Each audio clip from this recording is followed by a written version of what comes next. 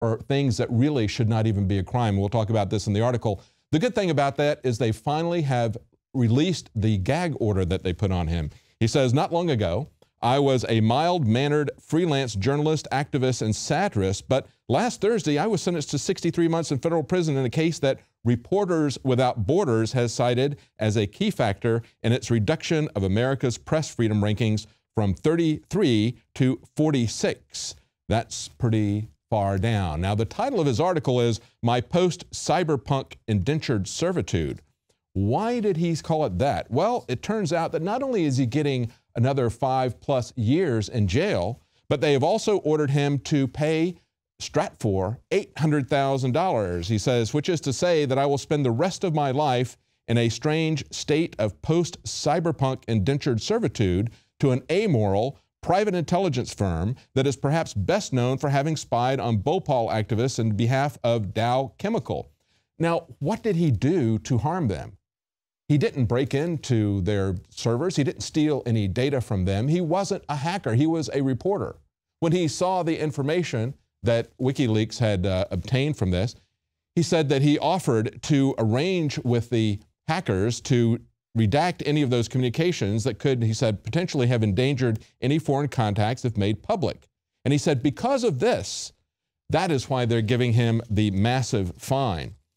Now, he also points out, as we have many times, that one of the charges that they brought against him, of course, was saying that he threatened the life of an FBI agent by tweeting, "Dead men can't leak stuff. Illegally shoot the son of a blank."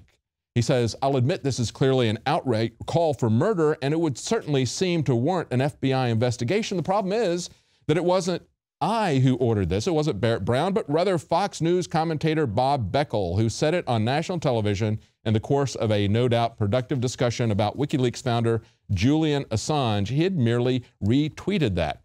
And then he goes on to say, and this is the last part of it, you really should read this entire article. He said, other matters that are just now coming to light, such as revelation 2 days before his sentencing that the Department of Justice had withheld from his defense team sealed chat transcripts from the Jeremy Hammond hacking case, which contradicted its key claim that he was a co-conspirator in the Stratfor hack.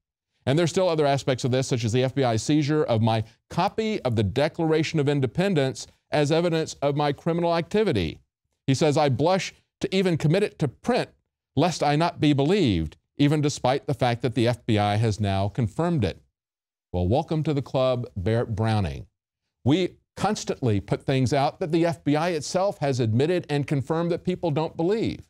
And of course, we have reported for many, many years how the government has labeled as domestic terrorists the founding fathers of our country, teaching this in seminars to law enforcement and to the military. And so, of course, it's not a surprise to us that they would confiscate Barrett Brown's Declaration of Independence and use it as evidence of his extremism, that they would twist things that they see on social media where he was merely quoting the real serious death threats, people calling for the government to assassinate Julian Assange, putting that out there and saying, you are trying to make a death threat against an FBI agent. That is why we should be very concerned about any more control of anything by the federal government, but especially about the internet, because right now the internet is the linchpin of our First Amendment free speech rights.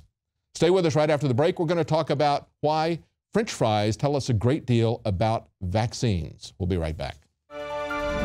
Introducing Secret 12, the new INFOWARS Life vitamin B12 formulation. Most forms of vitamin B12 are highly processed and synthetic and could not be properly absorbed by the body. That's why for real results, so many are having to turn to painful B12 injections, which are known to have higher absorption rates. Now, InfoWarsLife.com is excited to announce that we can bring you our most bioactive, powerful form of B12 that has been developed with our exclusive perfected process. Secret 12 is a binary of nutramedical-grade, bioavailable coenzyme forms of B12, methylcobalamin, the same kind used in B12 injections, and adenosylcobalamin. Secret 12 is simply taken by mouth, right on the tongue, and then swallowed. No needles, no injections. Don't take my word for it. Try it for yourself. Discover the secret. Secret 12. Secure your revolutionary Secret 12 formula right now at InfoWarsLife.com or call 888-253-3139. 2015 is almost here, and with it comes those New Year's resolutions to finally transform your body the way you want it. There's a reason over 88% of New Year's resolutions fail. Make this year different by equipping yourself with Oxy Powder, the next level in cleansing the body naturally. Using super oxygenation, Oxy Powder, available through InfoWarsLife.com, gently cleanses the body while you sleep with easy capsules. Tens of thousands of individuals have used Oxy Powder to cleanse their bodies and aid in their transformations. Even InfoWars Nightly News Director Rob Dew has been using Oxy Powder with incredible success. Took it that first day, and then I took it for 6 more days after that. 12 pounds melted off in about a week. I'd say a week, 7 days. 2015 can be different. Diet and exercise are important, but a lot of us have already tried that. Oxy Powder flushes it out. Secure your Oxy Powder at InfoWarsLife.com. That's InfoWarsLife.com or 888-253-3139.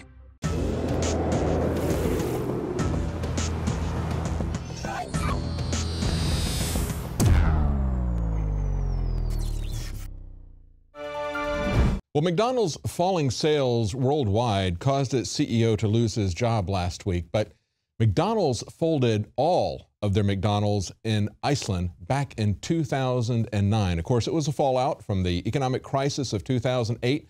The last burgers were sold on Halloween 2009, and one of those last burgers, the last cheeseburger and last bit of fries, was bought by someone and has been on display under a glass case ever since. And guess what? It looks brand new. Now, of course, we could always say that these fast food French fries are merely potatoes. But of course, there was also an article last week about how the McDonald's French fries have 19 ingredients. Some of them some pretty heavy chemicals, even things like silly putty. Now, let me tell you, if you've got a French fry that was cooked in some pretty disgusting oils and has silly putty and other preservatives types of things added to it, it's no longer just a potato. And what we can learn from this is that vaccines that have adjuvants like aluminum, that have preservatives like formaldehyde and mercury, are no longer just vaccines. That becomes an important part of the story. And yet, we see this continuing push to try to make vaccines mandatory, a demonizing of people who have concerns about the risks of vaccines, who believe that they're not being told the whole truth, and who know that these additives that are put into the vaccines have some very nasty consequences. We saw Obama just this last weekend on a review say, just get your vaccines. And listen to how the mainstream media reporter pushes the idea that we should have mandatory vaccinations. Do you feel there should be a requirement that parents get their kids vaccinated? Are parents who aren't getting their kids vaccinated endangering others? I understand that there are families that in some cases are concerned about the effect of vaccinations. The science is, pretty indisputable. We've looked at this again and again. Now, Obama says it's undisputed science. Let me tell you, there should never be anything such as undisputed science. Scientific facts as well as theories should always be tested. That's what we do in schools. We have children go back and reenact the experiments to prove simple things like gravity so they understand the scientific method, so that they're skeptical, so that they don't just take the word of somebody because they're a person in authority, because they're somebody with a degree, or even worse, because it's the government. Remember that Louis Pasteur had to fight against the undisputed facts of the day in terms of telling people that these diseases were caused by germs. He had to fight against the entire established community. He had to fight conventional scientific wisdom. The Wright brothers made advances where Langley did not, because Langley went with the charts that had been handed to him. He accepted those as undisputed facts of science. The Wright brothers instead went back and did their own measurements. And based on that, they came up with a machine that could actually fly, even though Langley never got off the ground. But of course, even though Obama is saying that these are undisputed facts, he didn't say that a few years ago. When he was a senator who was running for president, he said, we've seen skyrocketing autism rates. Some people are suspicious that it's connected to the vaccines, this person included. This is Obama talking. He said, the science right now is inconclusive, but we have to research it. What has changed in the last few years? Well, I'll tell you what's changed. Obama's gotten a lot of corporate money. That's what's changed. Hillary Clinton said the same thing. She said in 2008 as a candidate, she says, I am committed to make investments to find the causes of autism, including possible environmental causes like vaccines. And of course, we've just seen Chris Christie come out and say, well, I think we should have a balanced approach, when in the UK, they pushed him on, shouldn't you have mandatory vaccinations for all the children in the United States? He said, I think we should take a balanced approach. We should step back and take a look and understand that there are different diseases, there are different vaccines. We need to evaluate the risks of these different things. And he got a lot of fire, and so he now has come back and says, there's no question, kids should be vaccinated. So I guess that means that Chris Christie, on this issue, like so many others, is going to be absolutely indistinguishable from the establishment Republicans and Democrats. And of course, we have the CDC out there warning of a large outbreak of measles. Did you hear them warning about a large outbreak of Ebola? Did you see them acting very quickly to quarantine people? No, we didn't see that. Yet this is what they're saying at the CDC. They're saying that not having people vaccinated makes us vulnerable. And this is what the director of the CDC said. He said, what you do for your own kids doesn't just affect your family, it affects other families as well. The more kids who are not vaccinated, the more they put their neighbors' kids at risk as well. I'm sorry, I thought that the vaccine kept them from getting the disease. Think about that admission for a second. The CDC is saying that the kids who have had vaccines are at risk for getting the disease. They're admitting that it's not effective. Well, is it safe? No, not really. In a story on New American Today talking about how anti-vaccine parents are being blamed for the Mickey Mouse measles, they point out that an analysis of CDC data that you can find at vaxtruth.org, Don Papel notes that prior to the introduction of the measles vaccine in the 1960s, only 0.015% of measles cases resulted in death. And the percentage of people who die globally from measles today is still very low at 0.00328%. Think about that. That means that you are 99.997% chance of not dying. Now, that's a pretty low risk. Contrast that to Ebola, where you had a 70 to 90% chance that you're going to die if you get that disease. A disease that they did not and still do not exactly know how it's transmitted, because so many doctors and nurses are coming down with it, even though they are exercising all the precautions that are supposed to shut down its transmission. So you've got one disease that you have a 99.997% chance you're not going to die, and they're trying to push mandatory vaccines on people. And on the other hand, they step back and tell the public there's nothing to worry about with a disease that has a 90% fatality rate.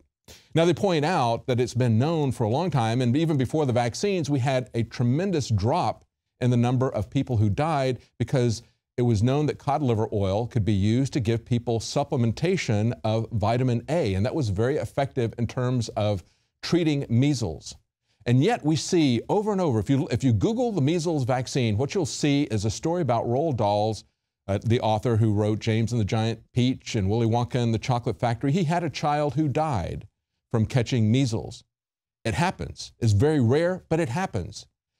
Nevertheless, they make that personal story that you can attach to because you know that author. That's what they use to try to get you to not look at what the actual risks are. That's the technique that's used over and over again. Again, going back to the New American article, they again quote vaxtruth.org saying that it's worth noting that in the 2011 measles outbreak in New York, where 88 people contracted measles, the ground zero patient was fully vaccinated, a 22-year-old woman. And of course, that's a very important point.